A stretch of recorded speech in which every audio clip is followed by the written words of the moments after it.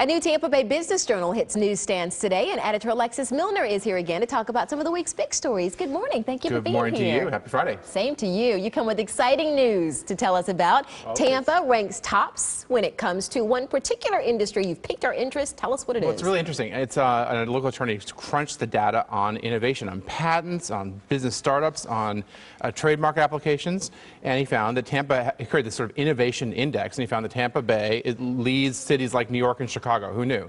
What that is a sort of a harbinger for job growth. Oftentimes those kinds of data lead to innovation in IT and technology, and it's really a sign that this area has a lot of startup and entrepreneurial spirit and ways to capitalize on that. When we're talking about jobs being the real important part of bringing the economy back, that's a really good sign. Fantastic. We're going to keep the whole exciting news going because the University of South Florida St. Pete campus is creating sort of a growth spurt, so to speak. Well, we used to be a very sleepy sort of satellite campus, but there has been a science and technology building, a student center, they're building a new college of business.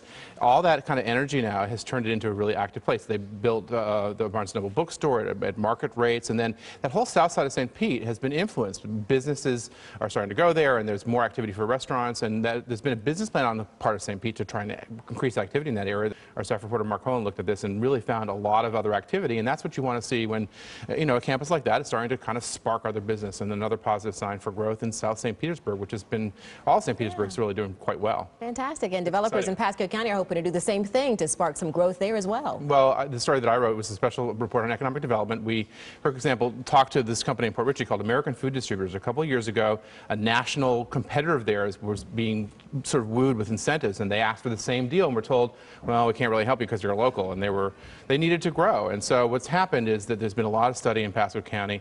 It used to be that the businesses and services were sort of stayed within the county. What they want to do is create a plan that brings more high-tech business and improves quality of life and gets jobs. And so they studied it. They're creating a sort of targeted industry plan, and it's really interesting because now that company in Port Richey, American Food, may be eligible for sort of local incentives and job growth. And they have a sour taste in their mouth, but I think now if they go back, the county is sort of maturing and growing up because it's a lot of potential, a lot of land and places to build, and Pasco really kind of getting organized when it comes to economic development. Fantastic. All good news stories that are good for us and good for the economy. I hope so. You can get more information from Business Journal headlines by going to abcactionnews.com/business. Always good to see you, Alexis. Likewise, Dia.